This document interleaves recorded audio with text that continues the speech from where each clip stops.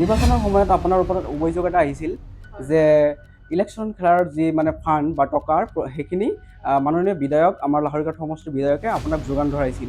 সেইখিনি অভিযোগ আপুনি কেনেকৈ ল'ব?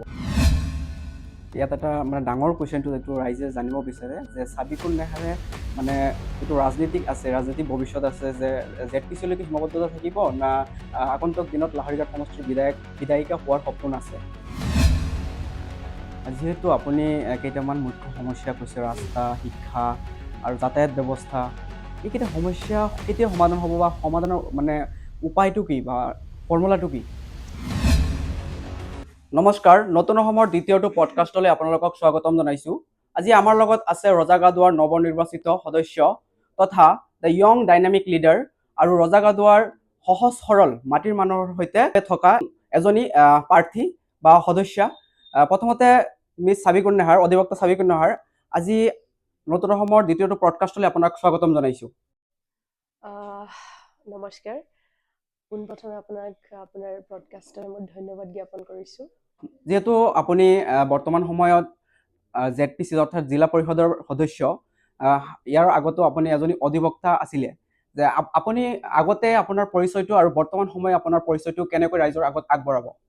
হয়, মই এগৰাকী অধিবক্তাৰ লগতে ৰজাগাদুৱা জিলা পৰিষদ সমষ্টিয়ে মোক পঞ্চায়ত নিৰ্বাচনত খুব সুন্দৰভাৱে এটা নতুন আশাৰে নিৰ্বাচিত কৰি পঠিয়াইছে জিলা পৰিষদলৈ।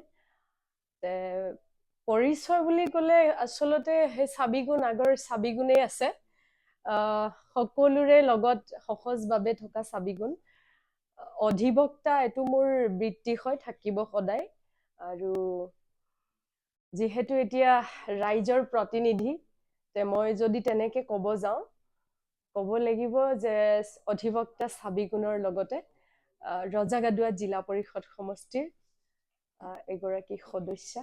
এনেকুৱা কি পৰিস্থিতি আহিছিল যে আপুনি অধিবক্তা বাদ দি আপুনি ৰাজনৈতিক পদটো বাছি ল'ব লগা হ'ল? নাই, মই অধিবক্তা পদটো বাদ দিয়া নাই। অধিবক্তা যি মোৰ বৃত্তি আছে সেইটো আছে আৰু আগলৈ থাকিব। আচলতে মোৰ মনত এটাই ভাৱ আছিলে যে ৰাইজৰ কাৰণে খুব ওতঃপ্ৰোতভাৱে জড়িত হৈ ৰাইজৰ লগত থাকি কিবা এটা মানুহখিনিৰ কাৰণে কৰি যাব। সেইকাৰণে মই চালো যে কোনখন ফিল্ডত গ'লে সম্পূৰ্ণভাৱে আৰু একেবাৰে লগত ঘৰৰ পৰিয়ালৰ মানুহৰ নিচিনা কথা পাতিব পাৰি, সমস্যা সমাধানৰ কথা চিন্তা কৰা এটা পথ বিচাৰি পোৱা যায়। মানুহৰ লগত থাকি মানুহখিনিৰ কাৰণে কিবা এটা কৰিব যদি পাৰোঁ, তেতিয়াহ'লে হয়তো মোৰ মানৱ জীৱন সাৰ্থক হ'ব, এনেকুৱা এটা মনত ভাৱ আছে। আৰু মই বিচাৰি চালো যে ৰাজনৈতিক জগতখন এনেকুৱা এটা জেগা য'ত গ'লে সঁচাকে মানুহখিনিৰ উপকৃত হ'ব, ময়ো সমাজৰ কাৰণে বা মানুহৰ কাৰণে কিবা এটা কৰিব পাৰিম, সেই উদ্দেশ্যলৈ ওলাই আহিছো। সেই দুইটা সমানভাৱে চলি যাব। আপোনাক অনুপ্ৰেৰণা কোনে যোগাইছিল? অনুপ্ৰেৰণা এটা ক'বলৈ গ'লে মোৰ প্ৰথমতে মোৰ মাৰ নাম ল'ব লাগিব। মোৰ মা সকলোতকে বেছি অনুপ্ৰেৰণা যোগাইছে। লগতে পিতৃ আছে, পিতৃ থাকিবই, কিন্তু মাতৃয়ে প্ৰথম যেনেকে শিক্ষাগুৰু, তেনেকে মোৰ ৰাজনৈতিক জগতখনত পিতৃ থকাৰ লগতে মাতৃয়ে ঠিক একেধৰণে মোক উৎসাহ দিছিলে আৰু বিশ্বাস এটা দিছিলে, তুমি আগবাঢ়ি যোৱা পাৰিবা। ঘৰত কোন কোন আছে? ঘৰত মোৰ ভাই ভণ্টি আছে, মই ডাঙৰ। আপুনি যিহেতু নিৰ্দলীয় প্ৰাৰ্থী হিচাপে ৰজাগাদুৱাৰ পৰা জয়লাভ কৰিছে, আপোনাৰ এগেইনষ্টতো ডাঙৰ ডাঙৰ পাৰ্টি আছিলে, সেই পাৰ্টি সকলৰ মানে প্ৰাৰ্থীক আপুনি পৰাজয় কৰি নিৰ্দলীয় প্ৰাৰ্থী হিচাপে জয়লাভ কৰিছে। জয়লাভ কৰাৰ পিছত আপোনাৰ অনুভৱটো কেনেকুৱা, যিহেতু আপুনি ডাঙৰ ডাঙৰ প্ৰাৰ্থীক আপুনি কোৱা হয় যে ৰাষ্ট্ৰীয় দলৰ দুগৰাকী প্ৰাৰ্থী আছিলে, তাৰ মাজত মই নিৰ্দলীয় আছিলো। কিন্তু আমাৰ আৰু এটা কথা যে লাহৰীঘাট বুলি ক'লে তাত কংগ্ৰেছৰ যোগ্য বুলি কয়। মই ইয়াতে ক'ব বিচাৰিম যে মানুহখিনি আমাৰ লাহৰীঘাটৰ অন্তৰ্গত যিহেতু ৰজাগাদুৱা সমষ্টি, ৰজাগাদুৱাটো একেধৰণে মানুহে কৈ আছিলে যে নাই নাই লাহৰীঘাট বা ৰজাগাদুৱে হওক, ইয়াতেতো আৰু বিকল্প নাই। মই ভাবিছো যে নাই, মই যেতিয়া ওলাই আহিছো কিয় নাথাকিব। মানুহ চাওক, সদায় মানুহে এটা বিচাৰে যে সমাজখনৰ উন্নতি হওক, বা আমাৰ কিবা পঞ্চায়তৰ ইলেকশ্যন আছে, পঞ্চায়তখন আগবাঢ়ি যাওক, লগতে আমাৰ ৰাইজ যাবই। তে আমাৰ লাহৰীঘাটৰ ৰাইজে সম্পূৰ্ণভাৱে বিবেকবোধ দিছে। যেনেকে আমাৰ লাহৰীঘাটক কয়, ৰজাগাধুৱাখিনিয়ে হওক বা লাহৰীঘাট সমষ্টি নাম কৈছো মই, পিছত আমাৰ ৰজাগাধুৱা জিলা পৰিষদ সমষ্টি আহিব, তে সম্পূৰ্ণভাৱে বিবেকবোধ দান কৰিছে। লাহৰীঘাটত কংগ্ৰেছৰ দুগ্ধ কথাটো যে সঁচা নহয়, আৰু আগৰ নিচিনাকে লাহৰীঘাটৰ মানুহ বা মাইনৰিটি যি হওক, এটা হাতৰ ছবি কংগ্ৰেছ, এই যে এটা ভাৱমূৰ্তি, এইটো যে চিৰস্থায়ী নহয়, সেইটো প্ৰমাণ কৰিছে। লাহৰীঘাটৰ মানুহখিনি যে বোকা নহয়, বিবেকহীন নহয়, বিবেকবান হয়, সেইটো বস্তু ইয়াতে প্ৰমাণ কৰি দিছে। আচলতে মই ইয়াত জয়ী হোৱাৰ মূলতে হ'ল ৰাইজ। ৰাইজ মোৰ লগত আছিলে আৰু এতিয়াও আছে। ৰাইজ থকাৰ কাৰণে মই ৰাইজৰ দ্বাৰা মনোনীত হৈছো, ৰাইজৰ দ্বাৰা আকৌ জয়যুক্ত হৈছো। আৰু অনুভৱ বহুত বেছি ভাল লাগিছে, গৌৰৱ অনুভৱ হৈছে এটা কথাতেই, যে লাহৰীঘাটৰ মানুহে ছবি চাই ভোট নিদিয়ে, সেই আগৰ দিন নাই, বিবেকবোধ দিছে। সমাজ আগবাঢ়িব লাগে, আমাৰ সমষ্টি আগবাঢ়িব লাগে, বাছ ইমানে। ইলেকশ্যনৰ সময়ত আপুনি বিভিন্ন ঠাইত ঘূৰিছে ৰাজাগাধুৱাৰ। হয়। আপোনাৰ সন্মুখত কোনটো মুখ্য সমস্যা বুলি আপুনি চিহ্নিত কৰিছে বা আপোনাৰ অনুভৱ হৈছে যে এইটো সমস্যা আমাৰ ৰাজাগাধুৱাৰ আটাইতকৈ মুখ্য সমস্যা? কোনটো দিশত সমস্যা নাই বুলি ক'ব? আপুনি যদি চাই শিক্ষাৰ ক্ষেত্ৰত লাহৰীঘাট সমষ্টিত এখনো ভাল কলেজ নাই, এখন ছায়েন্স কলেজ নাই, এখন কমাৰ্চ কলেজ নাই। লাহৰীঘাটত যদি চাই আপুনি স্বাস্থ্যৰ ক্ষেত্ৰত এখন উন্নত মানৰ চিকিৎসালয় নাই। লাহৰীঘাটত যদি আপুনি চাই যে এতিয়া যদি এটা এক্সিডেণ্ট হৈছে, আপুনি ইমিডিয়েট যদি ICU ব্যৱস্থা কৰিবলগীয়া হয়, ইয়াতে নহয়, আপুনি মৰিগাঁও, নগাঁও ক'ৰবাত যাওঁতে যাওঁতে পেচেণ্টৰ বেলেগ কিবা হৈ যাব পাৰে। হা, হস্পিটেলৰ লগে লগে শিক্ষাৰ লগতে যেনেকে স্বাস্থ্যৰ লগে লগে আমাৰ যাতায়াতৰ যি ব্যৱস্থা, সেয়াও জুৰুলা একেবাৰে। কোনটো দিশত আপুনি উন্নতি হৈছে বুলি ক'ব পাৰি? লাহৰীঘাটখনত যদি চাব যাওঁ, আমাৰ লাহৰীঘাট সমষ্টিৰ লগতে মোৰ যি ৰজাগাধুৱা জিলা পৰিষদ সমষ্টি, এইখনতো একেধৰণৰ অৱস্থা, একো ব্যতিক্ৰম নহয়, কাৰণ লাহৰীঘাটৰ এটা পাৰ্ট হয় ৰজাগাধুৱা। ৰজাগাধুৱাটো শিক্ষা, স্বাস্থ্য, ৰাস্তা হওক, সকলো ফালৰ পৰাই বিভিন্ন ধৰণৰ সমস্যা আছে। আৰু ইয়াতে মই বিশেষকে এটা সমস্যাক উলিয়াব লাগিব, যে ক'ব লাগিব যে মোৰ ৰজাগাধুৱা যি জিলা পৰিষদ সমষ্টি আছে, এই সমষ্টিখনৰ অন্তৰ্গত 3খন পঞ্চায়ত, তুলসীবুৰী পঞ্চায়ত, কাঠনি পঞ্চায়ত, ধুমকুৰা পঞ্চায়ত, এই 3খন পঞ্চায়তৰ বিষয়ে যদি ক'ব যাওঁ, এই 3খনৰ অধিকাংশই জেগা আপোনাৰ গৰাখহনীয়াৰ এলেকাধীন। এই গৰা নদীয়ে যি খহাই লৈ গ'ল, মানুহখিনিৰ যদি আপুনি অৱস্থা চাই, বহুত পুতৌ লগা, বহুত দুখজনক। মই নিজে যেতিয়া ধুমকুৰা, কাঠনি, তুলসীবুৰী পঞ্চায়তত প্ৰথমে গৈছো, মানুহ মোৰ দুখ লাগি যায় এতিয়া, ভাবিলেই বহুত বেয়া লাগে যে এনেকুৱা ধৰণেও মানুহে জীৱন নিৰ্বাহ কৰি আছে চৰ অঞ্চলত, কাৰণ ঘৰ দুৱাৰ চব নদীয়ে লৈ গ'ল। তেওঁলোকৰ থকা মেলা, খোৱা মেলা, শিক্ষা হওক, স্বাস্থ্য হওক, সেইবিলাক চব ভালেই অসুবিধা। তেওঁলোকৰ এই 3টা পঞ্চায়তত মানে পুতৌ লগা অৱস্থা দেখি মই কি বুলি যে ক'ম, মানে ভাষা নাইকিয়া হৈ যায়, ইমান দুখ লাগে। এই সমস্যাকেইটা সমাধানৰ কাৰণে অকল ইয়াৰ লগত জড়িত মই আৰু এটা কথা কওঁ। অলপ দিন আগত মই নিউজ চেনেলত দেখিছো যে জটিয়ামাৰী চৰ, মিঠমাৰী চৰ, আৰু কাঁচীবৰী চৰ, মই 3খন চৰত নিজে গৈছো, গৈ চাইছো পৰিস্থিতি, পৰিৱেশ, মানুহৰ দুখ বেদনা, অভাৱ, অভিযোগ সকলোখিনি বুজ লৈছো। এনেকুৱা হয় যে গৰাখহনীয়ে যে খহাই লৈ যোৱাৰ পিছত মানুহখিনি বিভিন্ন জেগাত সিঁচৰিত হৈ ৰৈ আছে। বহুত দিন আগৰ পৰা ৰোৱাখিনি কিছুমান এনেকুৱা হয় যে আজি গাঁওখন চেঞ্জ হ'ল, বেলেগ জেগাত স্থিতাপি লৈ আছে, আৰু সেই জেগাত আকৌ নতুনকে মানুহ আহিছে, ক'ৰ পৰা আহিছে কিজানি আমাৰ ভাৰতীয় হয় নে নহয় সন্দেহৰ দৃষ্টিৰে চাই আচলতে তেওঁতো কোনো সন্দেহজনক নাগৰিকো নহয়, তেওঁতো আমাৰ কাঠনি ধুমকুৰা তুলসীবুৰীৰ নিচিনা জেগাৰ নদীয়ে খহাই গৰাখহনীয়াৰ পিছতহে তেওঁ অত তত থাকিবলগীয়া হৈছে। সেনেকুৱাত সন্দেহৰ দৃষ্টিৰেও চোৱা যায়। চাওক, একফালে ঘৰ নাই, খাবলৈ ভাতমুঠি নাই, পঢ়িবলৈ স্কুল নাই, বেমাৰৰ চিকিৎসাৰ হস্পিটেল বা তেনেকুৱা ধৰণৰ সুবিধা নাই, তাৰ ওপৰতে আকৌ জাপি দিয়ে সন্দেহজনক নাগৰিকৰ যি গুৰুতৰ অভিযোগ, সেইটো কিমান দুখ লগা হ'ব কথাটো। ইয়াৰ কাৰণে জগৰীয়া বা দায়ী কোন হ'ব আপুনি ভাবকচোন। লাহৰীঘাট সমষ্টিখনত এইটো চাব লাগে। তাৰমানে ইমান দিনে কি কৰি আছে, এইখিনি মানুহক যেতিয়া উচ্ছেদ কৰা যায় বা গৰাখহনীয়াই কিবা দুৰৱস্থাৰ সৃষ্টি হৈছে, এইখিনিক আকৌ সংস্থাপনৰ ব্যৱস্থা এটা কৰি দিব লাগে।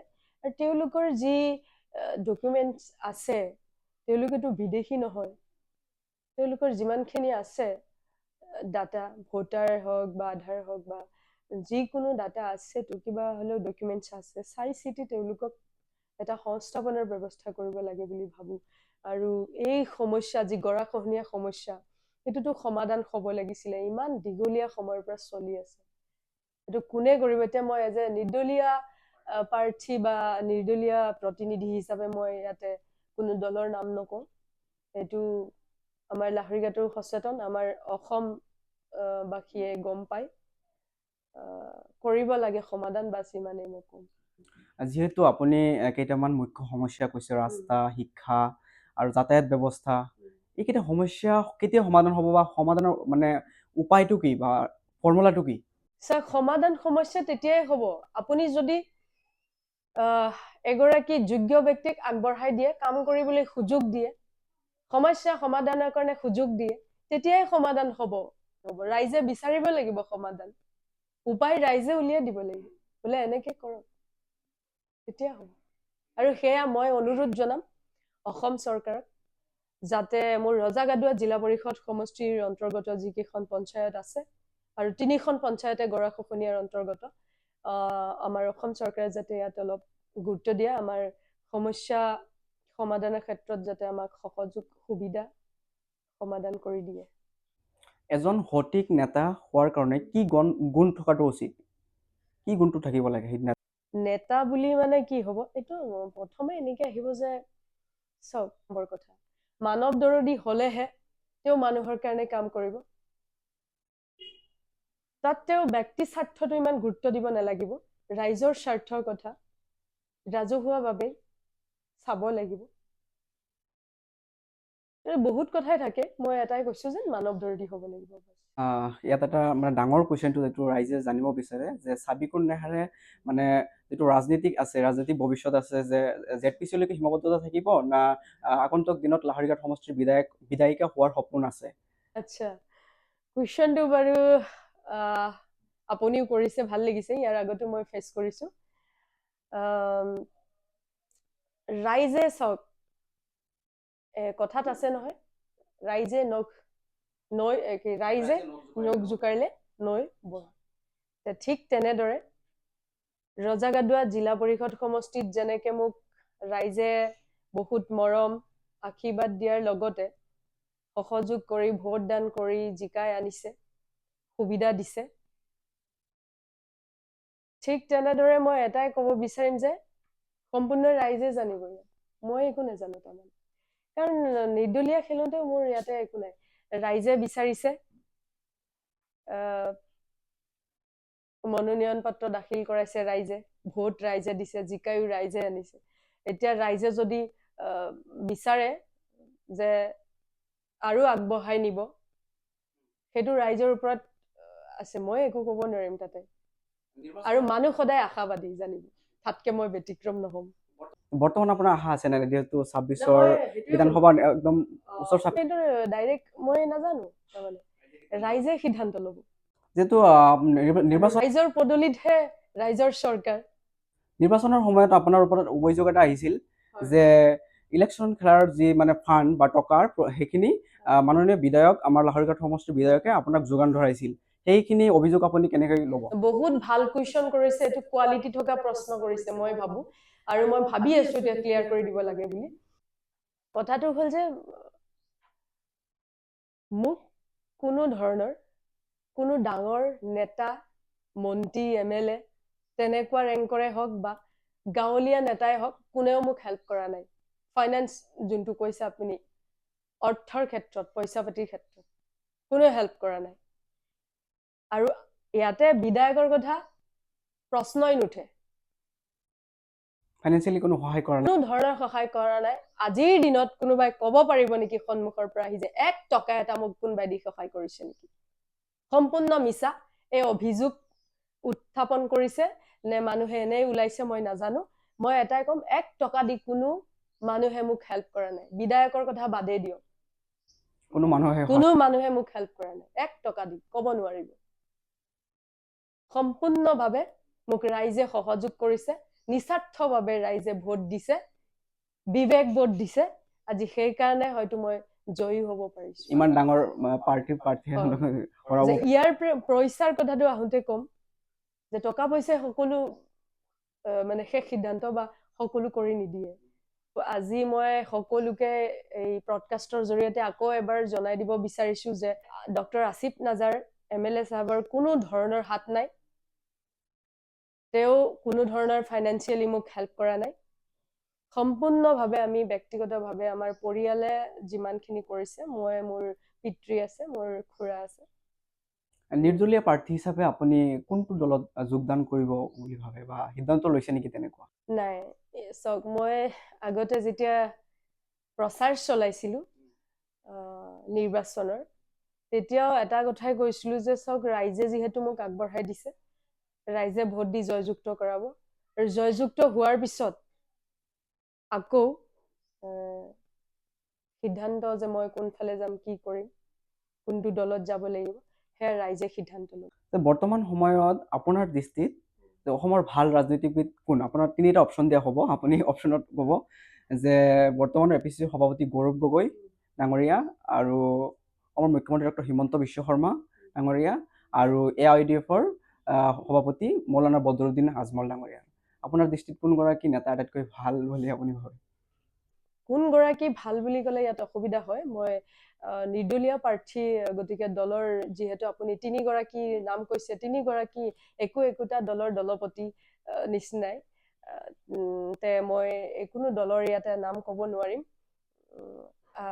অসমৰ ৰাইজে নিশ্চয় দেখি আছে কোনগৰাকী ভাল কাম কোনে কৰিছে। সেইটো ৰাইজৰ ওপৰত আকৌ মই এৰি দিছো প্ৰশ্নৰ উত্তৰ। যিহেতু আপুনি এজনী অধিবক্তা হিচাপে এই কুৱেশ্যনটো আপোনাক সুধিম, যিহেতু জনপ্ৰতিনিধি বা চৰকাৰ এজনক মানে আপোনাৰ সমালোচনা কৰাটোৱে গণতন্ত্ৰৰ হানি না গণতন্ত্ৰৰ শক্তি? চাওক, আমি কথা কোৱাটো আমাৰ অধিকাৰ আছে, আমাৰ মৌলিক অধিকাৰ হয়।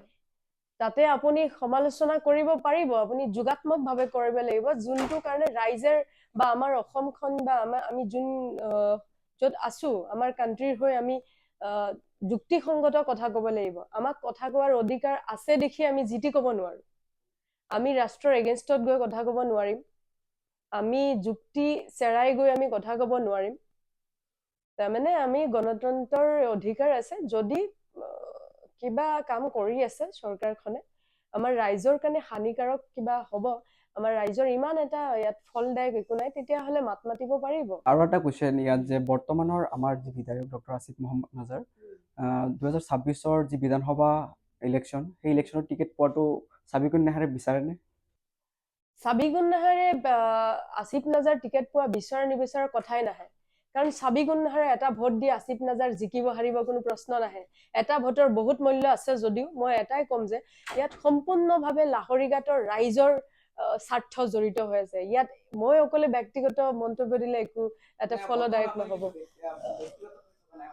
যিহেতু আপুনি কৈছে ছাবিকুন নাহাৰ, যদি কোৱাহেঁতেন যে ৰজাগাদুৱা জিলা পৰিষদৰ সদস্য হিচাপে আপুনি বিচাৰে নে নিবিচাৰে, তেতিয়াহ'লে মই উত্তৰটো সেনেকে দিলোহেঁতেন। তে ৰজাগাদুৱা জিলা পৰিষদ সমষ্টিৰ সদস্য হিচাপে মই নিৰ্দলীয় প্ৰাৰ্থী, মোক বিভিন্ন দলৰ মানুহে ভোট দিছে, তেতিয়াহ'লে মই এইটো ডাইৰেক্ট কেনেকৈ ক'ম? আসিফ নাজাৰ হ'ল MLA যদিও তেওঁ কংগ্ৰেছ দলৰ MLA হয়, মইতো কংগ্ৰেছ দলক ডাইৰেক্ট ছাপৰ্ট দি কথা ক'ব নোৱাৰিম বা BJP দলক ছাপৰ্ট দি কথা ক'ব নোৱাৰিম, UDF-ক ছাপৰ্ট দি কথা ক'ব নোৱাৰিম। এইটো মোৰ ৰাইজৰ লগত বহিব লাগিব, ৰাইজক সুধিব লাগিব যে ৰাইজ এইবাৰ 26ত আমি কাক পাতিব লাগে, বুজিছে? এইটো ডাইৰেক্ট ছাবিগুণ নাহাৰ বা জিলা পৰিষদে হ'লে প্ৰশ্নটো বেলেগকে আহে, এনেকে ক'ব নোৱাৰি তাৰমানে। এইটো ৰাইজে যদি বিচাৰে, যাক বিচাৰে সিয়ে পাব। যিসকলে মানে নতুনকৈ ৰাজনীতি আহিব বিচাৰে সেইসকলৰ বাবে আপোনাৰ উপদেশটো মানে হয়, ওলাই আহিব লাগে। আমাৰ নৱপ্ৰজন্মই হওক বা ইচ্ছুক যদি কোনোবা সেনেকুৱা ভাবি আছে যে গৈ সমাজৰ কাৰণে আমি কাম কৰিম, মানৱ সেৱা কৰিম, শুদ্ধ এটা মন আছে, শুদ্ধ নিয়ত আছে, ওলাই আহক আৰু এখোজ এখোজকে আগবঢ়াই নিয়ক আমাৰ দেশখন। হয়, ধন্যবাদ জনাইছোঁ আপোনাক ইমান ব্যস্ততাৰ মাজত সময় দিয়াৰ কাৰণে। যে আপোনাৰ ৰাজনৈতিক যাত্ৰা সফল হওক তাৰে কামনা কৰি আজিৰ পডকাষ্টটো ইয়াতে সমাপ্ত কৰিলোঁ। ধন্যবাদ। বহুত বেছি ধন্যবাদ থাকিল আপোনালৈও, ভাল লাগিছে বাৰু। সকলোকে ধন্যবাদ জ্ঞাপন কৰি ইয়াতে মই আজিৰ এই ব্ৰডকাষ্ট অনুষ্ঠান সামৰণি ফালে গৈ আছোঁ। লগতে মই ক'ব বিচাৰিম যে নতুন অসম 21 যি ব্ৰডকাষ্ট আছে ছাদিকুল ভাইৰ, আপোনালোকে তেওঁক সহযোগ কৰিব, লাইক, কমেণ্ট, শ্বেয়াৰ, ছাবস্ক্ৰাইব কৰিব আৰু আগলৈ যাবলৈ তেওঁক সঁহাৰি যোগাব। ধন্যবাদ থাকিল।